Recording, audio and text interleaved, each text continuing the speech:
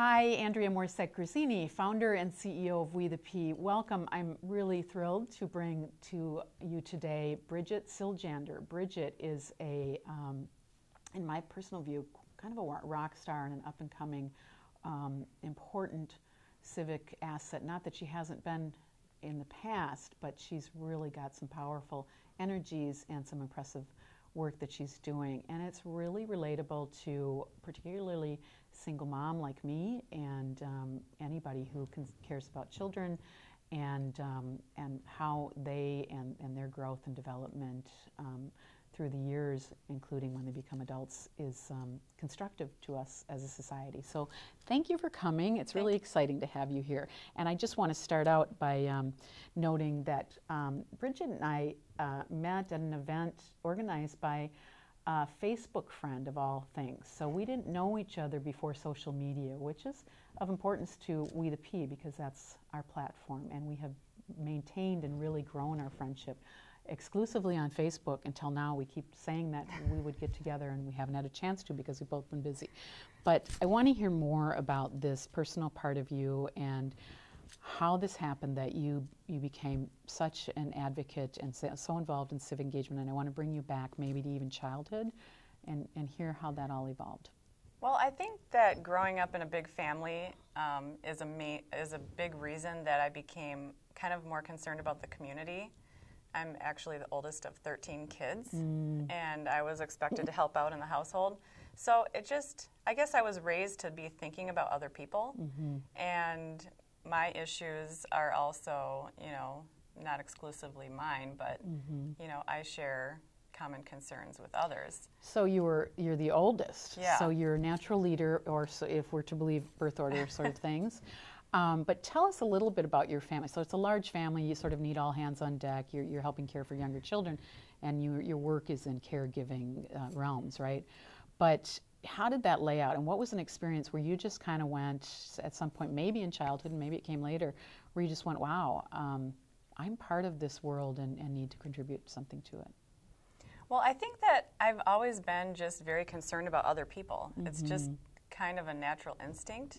I mean, I have, just not with my family, but, I grew up in a very tight-knit church community where we, were very much a part of each other's lives. Right. So, but I remember when I was maybe 6 years old or so, maybe a little bit older, I wrote a book. I used to make these storybooks. You're not waiting, and like most of us wait until adulthood to even consider that. Well, I don't think they would be published, but you never know. But I remember writing that I wanted to adopt 100 children, and so I think I just was always very much thinking about how other people were doing, and I guess having to care for my brothers and sisters kind of just cultivated me as a caregiver, which is what I've done professionally now for over 20 years. And with that many, with 100 proposed children or dreamed of children and all your siblings, you understood, I'm guessing, that there's a lot of variety in any mix of people. And then you began to grow up, and you had a daughter you had one daughter, not 100, but you'll share with us later how you actually do have sort of 100 kids, but one daughter of your own to start. Yes. So tell us how that brought you into your work. Well, I wanted to adopt 100 kids. Oh, that's right. That's right. So, okay, fair enough. But so I think about that sometimes and how symbolic that might be, really, in what I'm currently doing. But okay, so I have one daughter, and I was a teen single mom. How old? I was 18, and I think people were surprised that I was on this path of being a teen single mom because growing up I was very religious and I helped my family, and I was very academic. I went to college when I was 15 years old through a special program, and but things happen. I left my church. I was basically displaced. Because of the pregnancy, or the faith community that I grew up in is very tight knit. So I was kind of stigmatized because I was kind of wrestling with how aligned do I really feel with this faith community. Got it. So Which I is left. what teens do. Yeah. So I left this church, Mm-hmm. and then that totally disrupted my life, and I was kind of without a community, without a family. Was totally on my own. I was, had been not really integrated in the community because of. It's sort of. I sort of grew up like a Mennonite. It's kind of similar to that. Very so inclusive. So like during that phase when I was very vulnerable, then I ended up, becoming a teen single mom. I was at risk. So I understand kind of the socioeconomic dynamics that are at play with some of our young girls. Yeah. So explain how that laid out in your life. So you are now isolated from your what some of us call your tribe or your family or your people in a way that you grew up with and that you'd always known. Now you're sort of out in the big world and you're now pregnant. So now what? And how does that feel from your perspective of having come from having maybe everything you needed generally to having to do it on your own? Well, it was very kind of traumatic. So I think that situation happened because I was really vulnerable and didn't have any support system. I was really struggling to make it on my own. And, I think like having my daughter and trying to kind of reconcile my new identity, knowing that I wanted to fight for her. She was born 3.5 months premature. It was kind of like the two of us against the world. Yeah, so, that's very early. Yeah. That is at the very edge of viability. Yeah. The doctor asked, do you want to save the baby? Because she's so early. And, the prognosis, for a baby that premature is... At that time was not good. It's not very good. Very. Just if they survive, they're looking at having so many medical and disability-related issues. So, but I just felt like she was my purpose. I had nobody else. So she was my purpose, and I knew I could make it. I just had this great sense of hope and optimism, and no matter what was going on around me, and no matter what adversity I was facing, I felt like I'm going to get through this. We're going to have a great life. And I knew, because I had always been someone who had achieved things, I think you have to have some achievement in your life to give you confidence that you can. Got it. Yeah.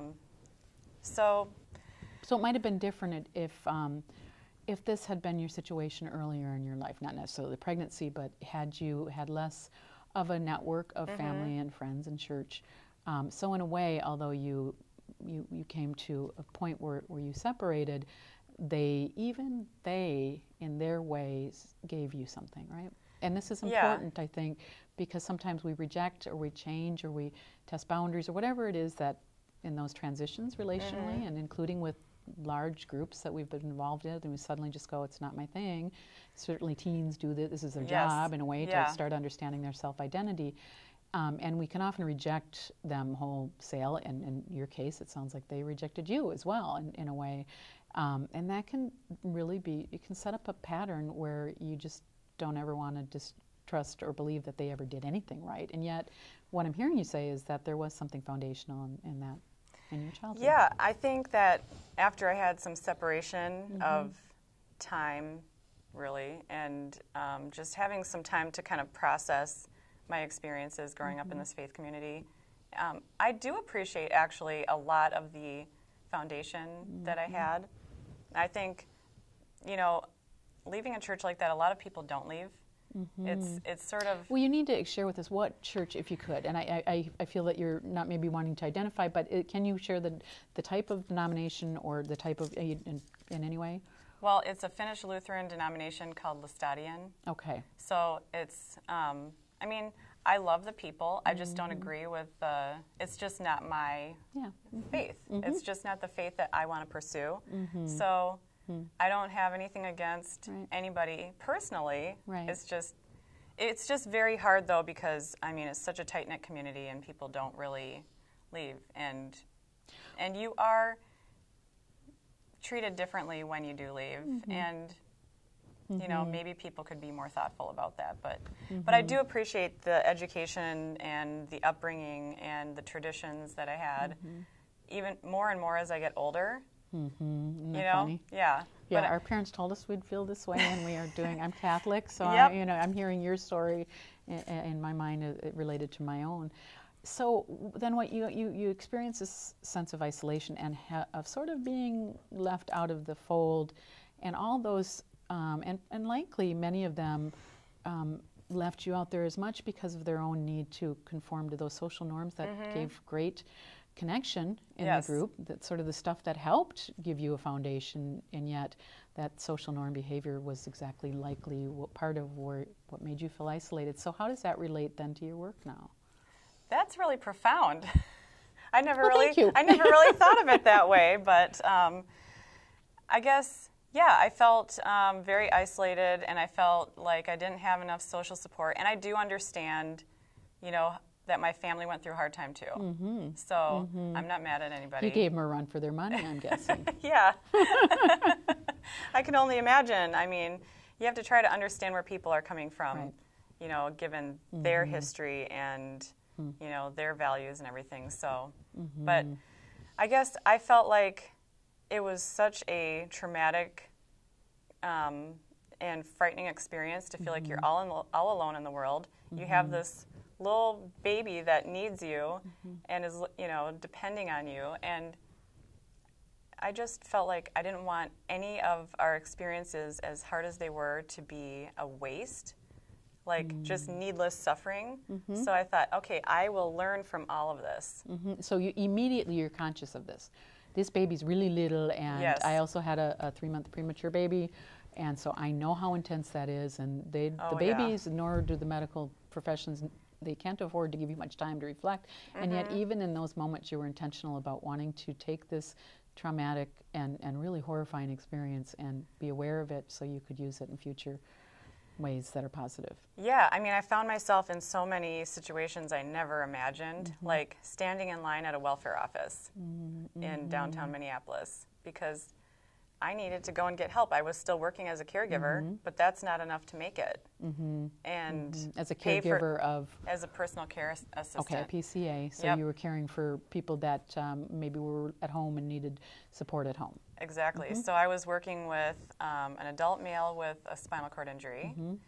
I was working with an 11-year-old with autism and other developmental disabilities. And I was helping an elderly woman with her mostly bath visits. Who else was I working? I worked with a whole number of clients, but those were some of my regular folks. But this was not paying your bills. It was not paying my bills, so I still had to go and apply for public assistance. And you were working full-time, part-time, or? I'm pretty sure I was working full-time, because I remember I would do a morning shift, I would do an afternoon shift and an evening shift, and I think I worked 7 days a week. To But- cover as much yeah. as you could. But I, at that time, had a roommate who took care of my daughter. My roommate was severely mentally ill, but that was the only person that I had available. And I loved my roommate.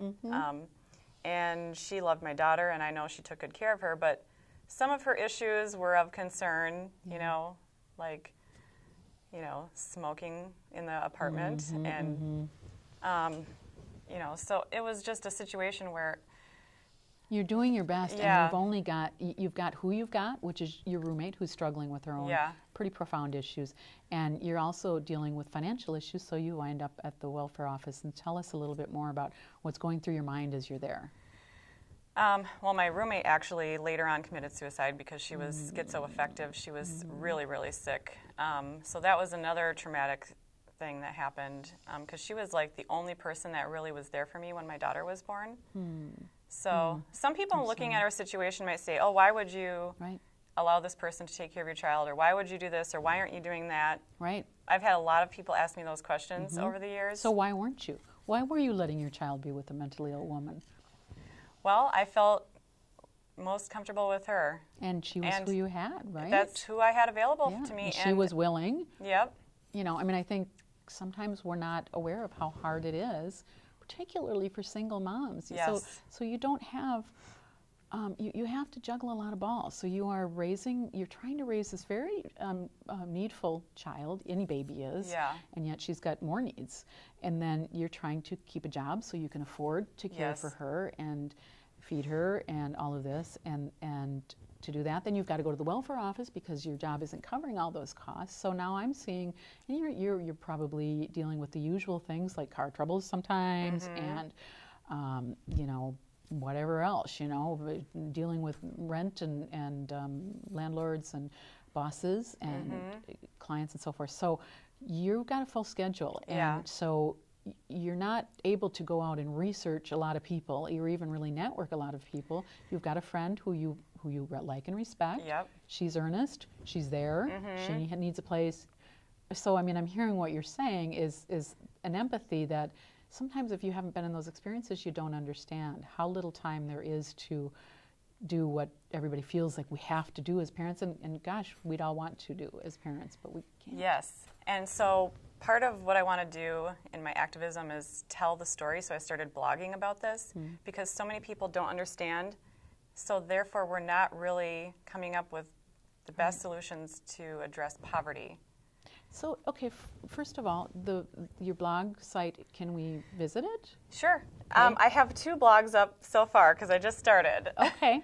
It's called Her Name is Imani, and it's basiljander.wordpress.com. Okay. But I just really want to help educate people if I can, because I've had so many questions that are really kind of based in judgment or someone else's point of reference. This was a very complicated situation. Right. Really hard to talk about, really Is hard there to any explain kind, it. have you ever really seen a situation like that? You worked in personal care and with, we'll get into some of your work with people with disabilities and youth. So have you seen situations where people have a perfect scenario yet? No. Yeah.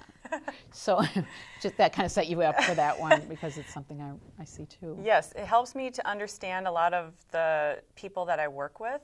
I mean, working with youth with disabilities and their family units, and some of them are extremely poor. And I think a lot of people would probably the natural thing would be to want to judge them, blame them for being poor. These people are suffering. They're struggling. They're doing the best they can. What percent and this came up in a conversation recently, what percent in your view, and we can go to the census and so on, but honestly, sometimes those numbers are very useful, and sometimes it's just easier to see what we see in relationship. What percentage aren't trying to work or are sort of living off of the benefits? And I'm not saying that none do, but is there a lot that are just sort of going, you know, running down to the welfare office, or is that a minority or a majority? From my experience, I think people who are poor and having to access public assistance, I think they're oppressed. Okay, explain that. I think they're doing the best they can with what they know how. They have possibly been excluded from a decent education. They have been overlooked. They have fallen through the cracks. They made, you know, some people like to say, well, with personal care, we shouldn't pay family caregivers because it's a family's responsibility to be there for people with disabilities or elders. A lot of these people don't have any family, or their family is resentful of how much they have had to do, maybe, that or they don't even talk to them, or they're burned out. I mean, it's... Well, it's interesting. Again, I mean, I go back to you as a teen. You had a big family. You had a church. And had you asked them to, they wouldn't have been able to support you, right? I mean, and just emotionally, because of this sort of emotional separation that you all went through at that time. So again, that also happens. So there might be really good reasons, like the family is in their own stress, the extended family or neighbors and so forth, or there's been some of their own challenges or whatever. And yet there's also this situation that even people that come from fairly stable environments don't always get the support that we expect they might. And Definitely. So they're out there on their own. So from the outside looking in, it looks like, oh, well, she has a big family, she has this church community. But actually, because I was a single mother and very young, had a child out of wedlock, people were not very likely to want to engage with. They're kind of embarrassed of me. I mean, I went through a lot of, I was shunned, really. I mean, I'm not blaming anyone, but that's essentially. But it can be very difficult. And I don't know that people intentionally wanted to shun me. Right, but right. I think my community shunned me too, because all of a sudden I was treated so differently. Isn't it this exact same overnight. thing you're talking about people that are in need, that need support? Isn't that the exact same thing that's going on? So, yes. So this is a systemic issue in my mind, and some would argue, and I think that's fair. I think there are those among us that maybe could push a little bit harder, but we don't really know the whole scenario, so it's very hard for me to name who exactly those might be or what sectors of society. But the point I'm getting at is the reason that your family and church didn't support you probably wasn't because they didn't want to, but because of the social pressures on them not to support you. And right? now I can understand and appreciate that. At the time, I thought, why did everyone abandon me? Right. Whereas, and how dare they? And this is what we all say. How dare they abandon their own child and grandchild? But what we don't peel back is that other piece of it. Yes. There was risk for them to take care of you. Definitely. Social risk, if not economic or career risk. And I think it's interesting because like on social media, like on Facebook, people share how they really think and feel about things. I think sometimes people are upset when like they need someone to help them move, for example, and not enough people volunteer to help them. Oh, where is everybody? Don't you have my back? You know? But other people are dealing with their own very complicated situations, and maybe they need help themselves. Right. So I would say if you need help and people can't show up for you, just have compassion and understanding. There might be a good reason. You don't necessarily, you probably, you can't take it personal. Right. And I have learned that, I've discovered when I have felt abandoned later that, well, they had their own issues. And sometimes they don't share that because they're just more private, or maybe they don't have time to. Yeah. Did you have time to explain to everybody when you were raised, when Imani was really little? I mean, I've experienced this where I'm like, oh, gosh, I'd like to help, and I actually don't even really, I'm so full on or so stressed, maybe even, just maybe my schedule isn't as full on as other times, but I'm dealing with whatever I'm dealing with, a divorce in my case, maybe, and I just don't have that bandwidth. Not that that's an excuse, but it's a good reason, and it's a reasonable reason. All human beings have these times when we just don't have as much to offer. Right. Period. I mean, we shouldn't judge, I think. That is so true. And I think that, I don't know, we just need to have more understanding of where everyone is coming from. And I think if we just, understand that everyone has a complicated situation. And, I mean... So how does this then... I think it should factor in policy decision making too.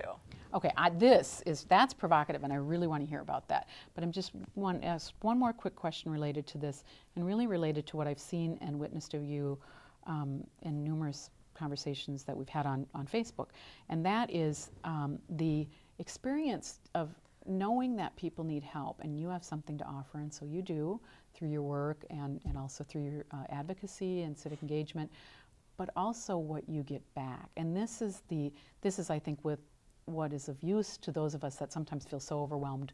We're like, this is not my time to help. And maybe it's not. I mean, we also have boundaries around our own energies and our own, we can't give so much that we're forgetting our own needs. But on the other hand, it can be very wonderfully balancing. I've done a lot of thinking and writing around the concept of healing through civic engagement. So when I've struggled with something, sometimes I want to go right to that, even though it violates every energy of me that wants to lay in bed and pull the sheets over my head and just cry or whatever and boo-hoo because it's so bad for me, and sometimes it is. But then I've always found, and I know my colleagues have as well, when I reach out, often that's really healing too. Not always, but almost always. Well, I think that civic engagement and volunteering and doing leadership work looks like, oh, that's a lot more to do, and I'm already so maxed out. But actually I have found that it is a great outlet that has just energized me and has healed me, has given me a purpose, has even rejuvenated me during hard times. So I think that when you're connected with the right type of civic engagement, it's a way for you to kind of help solve these problems that you have, you know, experienced. Like for me, with my poverty journey and as a single mom, teen single mom, which is, you know, it's a whole nother. It's a different situation, and there was never a father involved, and you know, having a child with a disability. I mean, I have experienced so many kind of. It's not unique to me, but so many kind of socioeconomic issues. And it's not unique to a lot of people. But what you're getting at is a hidden reality. So you've dealt with a hidden reality in your own life. Yes. The hidden reality that there are single moms and that there's single teen moms, and this is what they deal with. But it's not at the level of polite discussion. It might be the way to put it. We don't talk about this. Yeah. Because it's for the same reasons that your church and your family felt discomfort keeping you in the fold after you had so many needs even. So I kind of just say what I think about what's going on with all these situations out there, and because I suffered because of the way things are, I want to change how things are. Right. Because it's very personal for me, and I don't want other people to have to go through the same things. So this gets at what you said, doing the right kind of civic engagement, and what you meant was not right in some sort of, you know, social measurement model, but more in what is really intrinsic or of real importance to your own self-interests. And I used to hate the word self-interest because it sounded too selfish. Yeah. And you know, some of us are idealists, you know, well, this can't be about me. Well, in fact, it can be, and it ought to be, because you're going to be more passionate. I've heard you say this. Well, I think it has to be about you. Like what you really care about, and you have to, it's got to be, you got to do some soul searching and figure out what it is that makes you feel on fire. Or maybe you don't even need to search. Maybe something just triggers that reaction. Like you see someone being treated with, you know, disrespectfully because they're poor, and you're like up in arms about it because it reminds you of, you know, maybe some of your own experiences, so you want to fight for that. Or Jim Keenan, which is another person that we've interviewed, was assaulted by a Catholic priest, and so he got into civic engagement not because he wanted to, but because of self-interest, and so sometimes those horrific things. And because of what I went through, and it was just so life-changing. I mean, it changed how I saw myself. It changed how I, like, I mean, so? Well, I was treated so differently by my community, and I internalized a lot of that. For example? Well, I mean, I think there was a great contrast between before I had my daughter and after. Well, and also before I left the church and after, because, you know, I was this golden child who I helped my family. I was Mama's little helper. I did everything. I did all the laundry for the family. When the washer broke, I washed all the family's laundry by hand and put it on the clothesline. Oh my gosh. I mean, I was like, people ask my mom. You were the perfect child. I was like the perfect child, and then all of a sudden, I'm like questioning, you know, the faith that I had grown up with, and I decided I don't think I really feel aligned with this. Then I have a baby, and all of a sudden I go from, you know, people telling me all the time, oh, you're so smart, you're going to be a doctor, and you're going to do this, and you know, people treating me like, you know, just the best, like, and with all this with all this favor, and all, but it was that's also a lot of pressure. Okay. Like, oh, you're so smart, you're so pretty, you're so this and that, and then, you know, you can't even do anything. Like, you can't do anything that kind of isn't what people are expecting. Okay, so this again gets at social norms. This is the social norm that says, we love you just the way you are, do not change. Because if you change, and then the risk, and you experience this, is if I change, if I start questioning, and this is a really big issue, not only for teens anymore. You know, it's not only for teens anymore, it's for all of us. So we start going, well, I don't dare question. You know, people love me as the nice woman. This is a very typical one for women. And so when I go through menopause or a bad time or, you know, grumpy whatever, or have a moment or years that I or whatever, if I change from that nice woman, oh dear, I'm going to take some heat. And in fact, you have taken You will lose heat. approval.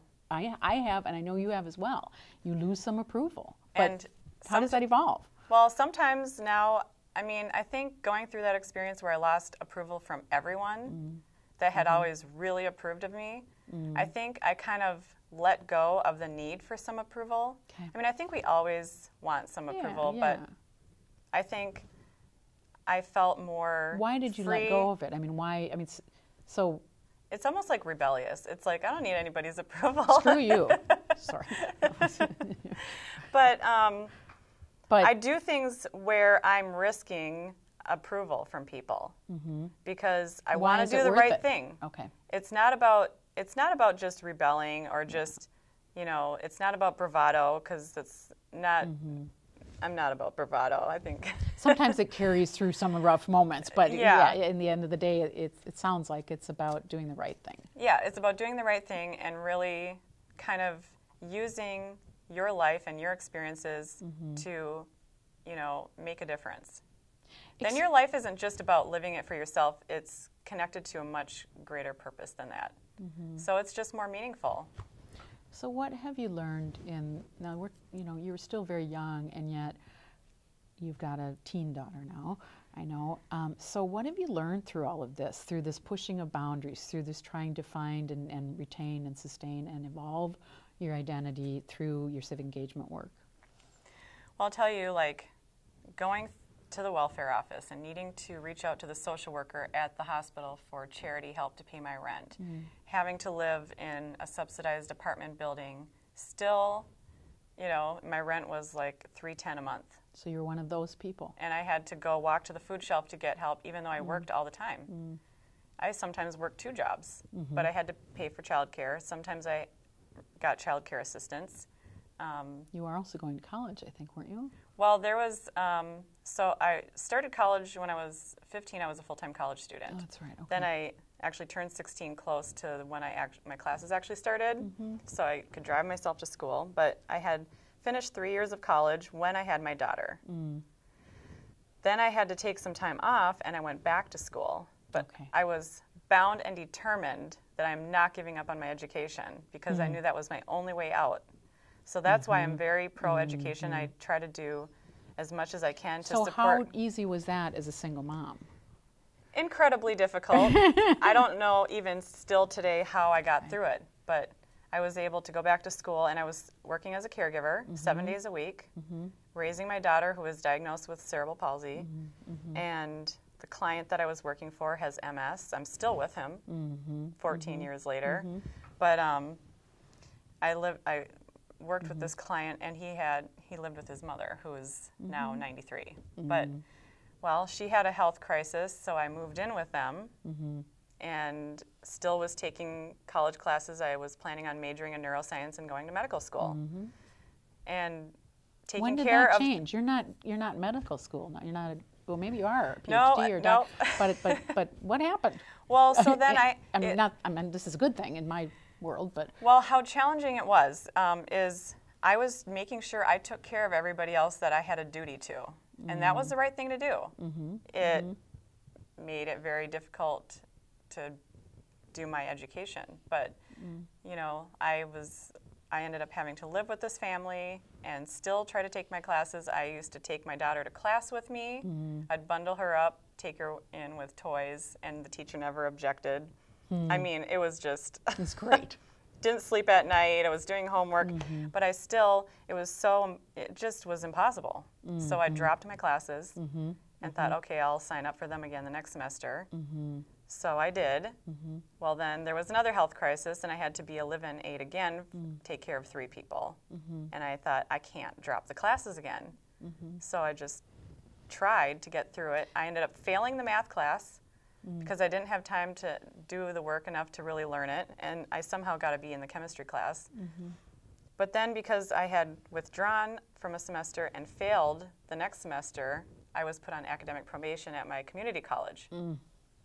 Doesn't that look kind of hopeless? So you're on probation. You're a single mother. I mean, and I'm saying this tongue in cheek No, because but I know I can that's say what, that. So you're that single mom. Yep. You're on probation. I know what I looked like. You know what you looked like from the outside. Yes. That's my point. And yet, but what I knew, how did that feel at that time? Or You know what it I'm saying? doesn't feel very good. Right. I mean, on top of everything I was doing, and I was living up to my responsibilities to be a mother and take care of 2 people that I had promised, I will take care of both of you. I actually gave them a lifetime commitment. I said, I will look out for you. I care about, Who does that? I mean, I can't, there are people that I love that I just will always, you know. And what you've done is this is a very personal level, and now you've taken that very public too. So you're doing advocacy for, you're doing lifetime commitment, I see anyway, advocacy for people like the people that you worked and work as a PCA for. So let's talk about that and why that even matters. I mean, you're doing what a lot of people would say everybody ought to do, even though they sadly don't always know that single moms or even dads are working so hard. So you're kind of doing what a lot of people would say. You're taking care of what are now your own. So you've adopted in a way. Right? I love them. I mean, they're precious to me. So I'm not. But isn't that enough? I mean, why would you need to do anything more than that? Yeah. Well, I worked my way out of probation, and I transferred to the U of M, and I got my degree there and made the most of it, and actually graduated summa cum laude, going from academic probation at a community college, a good community college, to top of my class in psychology, which is one of the best programs in the world. And I was able to do research in behavior genetics, and I thought I was going to do a PhD. Then I got pulled into advocacy. Okay. I do everything from a very personal, emotional, heart place. I was recruited into disability rights advocacy, particularly the caregiver movement. So I thought, wow, I had just kind of operated without being aware of the bigger system that I was a part of. Okay. And I realized I could help other caregivers, you know, help improve this job. I felt part of my motivation was I had never felt respected for what I had done. I had really, you know, I had taken care of these 2 people and many others. Kind of my whole life revolved around my care work. And how many people are that committed? I felt like I was really honoring, you know, and not many, and yet so many, but we don't see them. Yes. And so like I mean, I put the people that I was taking care of before my own education. I've never missed a day of work. I have filled in when they've had emergencies. I mean, I have been there. Well, don't you realize that education is really important? So you were willing to flunk out of college, almost, to make sure that these people who are vulnerable were okay. So and how did people still treated me like I was nothing. So that was actually a big motivation. You know, I didn't feel. People treated me like I was invisible or the hired help, You're a caregiver. Or like I was stupid, or, oh, you know, people were very condescending and people knew I had a daughter and I was a single mom and didn't have very much money. And so you're feeling what at this time? So I was like, finally, I can do something about it. So I just jumped in to volunteering, and I got involved with a professional association for caregivers called the Direct Support Professional Association of Minnesota. Okay. Well, the acronym is DSPAM, which is kind of unfortunate, but I was so passionate and so willing to do anything because finally I had this outlet for all the things that I had been, you know, I'd been a caregiver since and maybe others 1997. That could understand your situation too. Right? Well, yeah. So, I mean, well, a formal caregiver since 1997, but I had been doing care work many years before then, informally for the church, people in the church, my own family, and often people with disabilities in my family. So those are called the hidden caregivers. Yes. So they never make it into any system. They just do it, and sometimes they're the ones, maybe like your former roommate, that end up struggling very quietly and nobody knows. Yes. Right. Well, there's a whole gray market. Meaning? Well, you have caregivers who work for agencies. And who work for institutions like nursing homes, but then you have all these private pay caregivers who are not a part of a company or an organization, and they are not protected. From what? They don't have workers' comp. They don't have insurance. They don't. But why do they need that? I mean, they're doing God's work, or so as they say, or they're doing the work that we all should be doing. Why do they need any? I mean, is that not a little capitalistic or a little greedy? Yeah, then? well, part of the reason that these caregivers don't get paid is because of institutional racism and sexism. Well, it's women's work. Or well, women like to do this. So why do they need to be paid anymore? a lot of... And you realize I'm just challenging Oh, I you. know. But you look at the demographics, and a huge number of caregivers, also called personal care assistants, there are over 100 job titles. But the umbrella term that I usually use in my professional work is direct support professional. Huge number are people of color, immigrants, women, and people think they don't need to be paid. Okay. And why do they need to be paid? And they need to be paid because they're doing professional work. It's important. It is like other service work, like, Why do they need workers' comp? Couldn't they get care from somebody else? I'm sorry. I'm asking the questions that we often hear. These are very good right? questions. And I think you probably have some really good answers. I'm glad you're me. asking these questions because, these are, then we can talk about some important issues that our workforce is facing. Like, it is one of the most dangerous jobs. According to OSHA, it is one of the most dangerous jobs. Not well regulated. Not well regulated because of the transferring and lifting, high rates of injury. People wreck their backs all the time. What about emotionally? Yeah, emotionally too, and I think people don't talk about that. I mean, imagine working in hospice. Imagine working with people that have emotional challenges. It's exhausting. You can't be working 80 hours a week to make your rent when you're doing that kind of demanding work. Right. And it takes a lot of talent to do it well. It takes a lot of skill, independence, critical thinking. Right. I mean, you need quality people. Right. And if you want to attract quality people, you have to be able to offer adequate compensation, that they can, a living wage. And so what if you got the quality people, and they were willing to do it for next to free? Okay, we're just going to hypothetically, and I don't advocate for that, as you well know, at all. But I just want to do a little devil's advocate stuff here, so what? I mean, so they're maybe not making a lot of money. I want to look at the other side then. What are the impacts on society if we don't take care of caregivers? Well, the impacts on society, well, then we won't have caregivers. Yeah. Nobody will stick around. So if I get MS. So good luck to you if you get sick and, there's no caregiver because, we decided as a society that we didn't want to pay because it was just not valued work. I mean, everyone has some self-interest in this because eventually all of us will either get sick or old, and we will need the help. So all of us should really care about making sure that it's available. Right.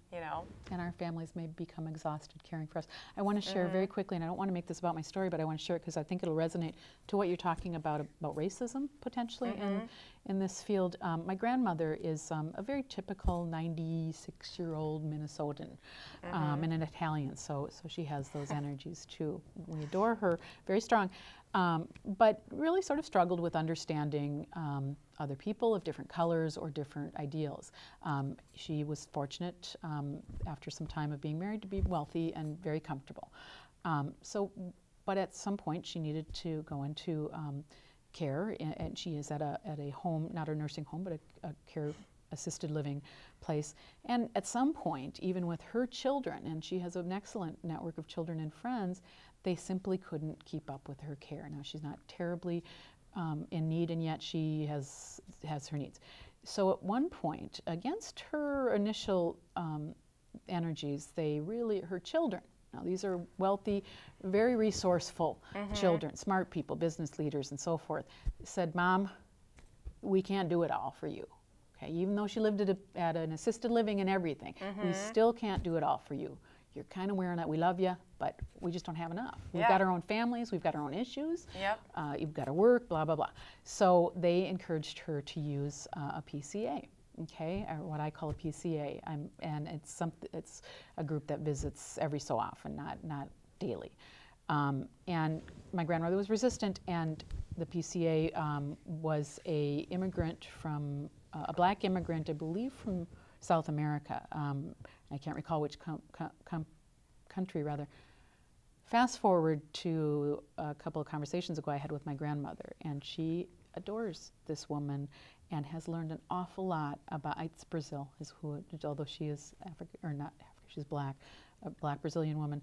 And now my grandmother knows as much about Brazil as my child who's studying it in school, and my grandmother has seen a very different view of a black young woman who's now caring for her. And because it's at a very human level, this woman is giving her what even her own family, who is entirely healthy and entirely there geographically and so forth.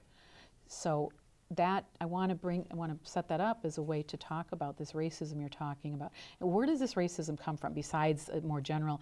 I mean, do you see it in terms of at the legislature and laws and so forth? And what might you be doing to address that? Well, I think that we don't really talk about the racism and sexism in kind of the caregiver industry very much. It's very, people are uncomfortable with that, but it speaks volumes how much we're paying this workforce that is mostly people of color and women and immigrants. So, you know, you have to just, people can say that they care about caregivers, but I want to see it. What really matters is what they do for the caregivers to support them. So what are you doing to promote this? With obviously you're here talking about it. Where else are you directly kind of trying to impact this? I know on your blog as well, but I also know there's other things that you do. So explain that a little bit. Well, I'm still involved in this Caregiver Professional Association.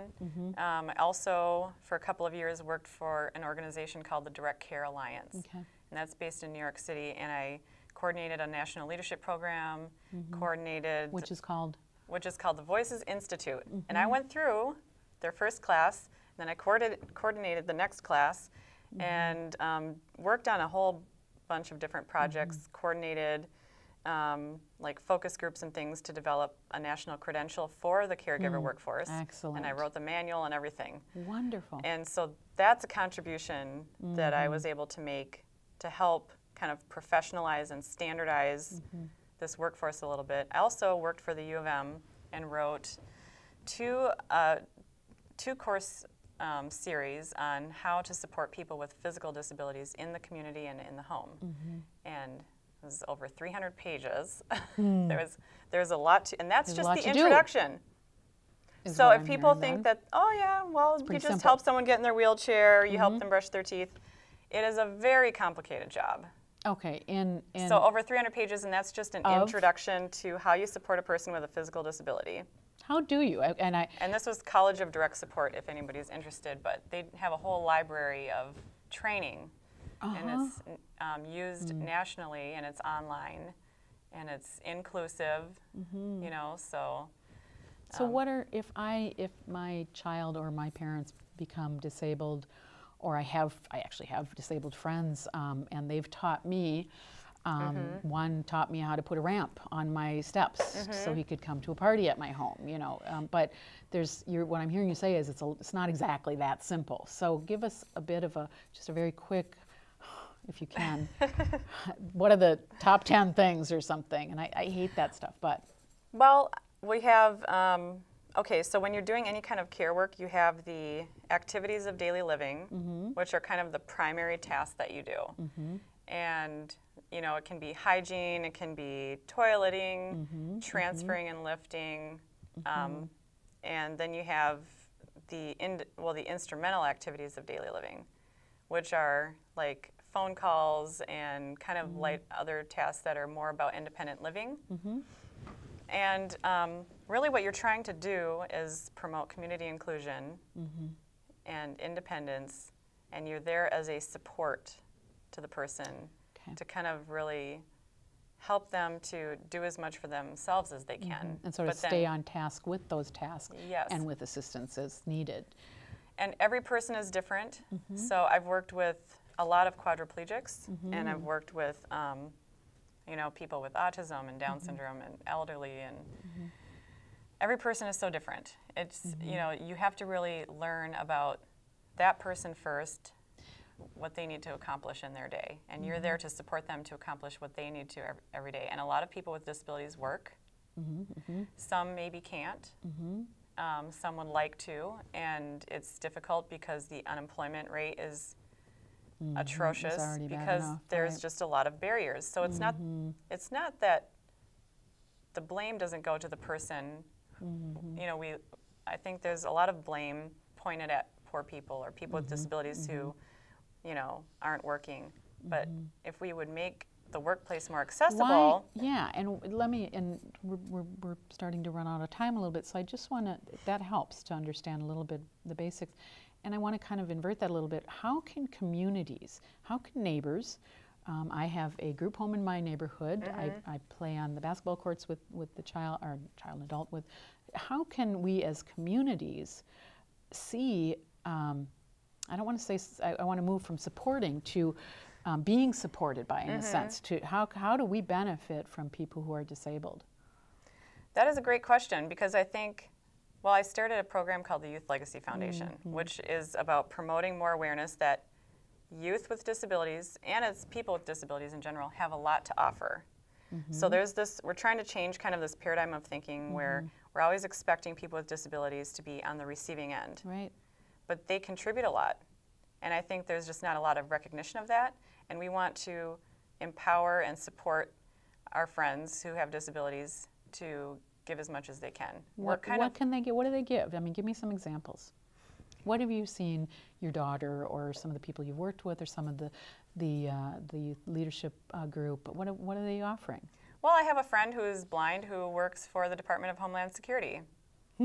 She's helping the country. She's not watching us, so there, if we're all paranoid, at least she might be listening to us or whatever. I'm teasing, but.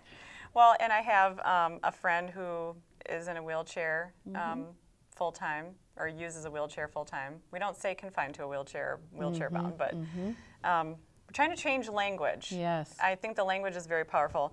Oh, she works full-time. She's a mom. She has 2 beautiful boys.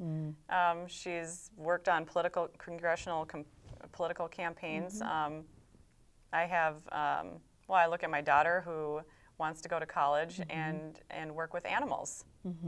I could see her making animal activism her career, you know, and I mean, it's just, I think you have to get to know the person, and that's what we're trying to. Like anyone, so each one has something to offer. I think of this kid, this young man that I play basketball with, what he's a leader that is leading people, children in fact, and teens no less. Yes. Although he's clearly got physical and neurological disabilities, but he's leading them by simply being very enthusiastic and being very inclusive of all things. He's getting teenagers to play basketball with him. Yeah.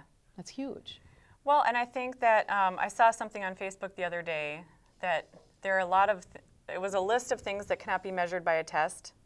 Enthusiasm, creativity, compassion, you know, there's so many things. And I went to talk to a group of 3rd graders at Loring Community School through a program or an initiative called 100 Strong Who Care. That's something I'm doing with the Youth Legacy Foundation. I talk to the kids about how everyone has a gift. Everyone has many gifts, and we should look for the gifts in each person rather than a label, their skin color, their gender, their disability, or whatever, their socioeconomic, if they're poor or not. Right. And I want to add what I always say to you when we talk about disability, and I just feel so strongly about, is we all also have disabilities. And we do, right? Yes. So we some all have of us have a abilities and disability with math, or some of us have a disability to be empathetic, or some of us have a disability with alcohol, or some of us have a disability with reading, or some of us have a disability with relating to other people in kind ways. There's all kinds of disabilities that are hidden. Some of us have real quantified pathological disabilities that we maybe don't see. Our disability might be that we've got some severe illness and we look like we're fine, but we're actually not so much, and so we can't do certain things, right? So I just want to acknowledge that it's not the disabled that we identify as disabled aren't the only ones who are disabled. We have to, my view, is we have to own the fact that we have our own deficits and disabilities as well. Yes. Everyone is on a spectrum, and there are a lot of hidden disabilities, and there are a lot of advantages of certain disabilities. We sometimes talk about the autism advantage. Look at Temple Grandin. Right. Her And autism. you love her. I love her. I mean, who doesn't? She's great. I got to meet her, and she is, you know, she's kind of quirky.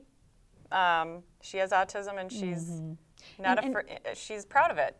Look at what she has done with her autistic thinking. And you were talking about Einstein before we started taping. You were saying something about hair, and your hair does not look Einsteinish. Mine might get close sometimes. But the point, I mean, here's Einstein, I think, would now be, he'd have numerous disabilities if he were diagnosed in living these days, and yet he's a pretty smart guy. Martin Luther King Jr. had a disability, major depression. Right. Lincoln. Yep. Yeah. So I think we are just not aware of, and when we're emphasizing the contributions and talents of people, we're, you know, that's our focus. We should be more focused on people's abilities and what they can do. So focused on what they can do, what are you going to do? We're going to wrap up here. What are you going to do going forward with all of this? Or are you going to continue this dialogic or this dynamic approach that's worked so well? Well, I will continue doing more work in the community and finding more ways to get involved. And my greatest passion is addressing poverty and disability issues, and I want to just be as much of a humanitarian as I can be throughout my life, and I will never retire. I'm thinking that. You sort of started way early, and I'm not seeing it. It's too fun. It's way too fun. That's fun to hear, because it's really, and it shows in your energies that you're loving this. It feels very good. I think everybody would, if you're not doing activism, you're missing out. I think so too. I think you're right. You're great. Thank you very much, Thank Bridget. you. It's really fun to see you in person. Thank but you. Also on Facebook. Bridget Siljander.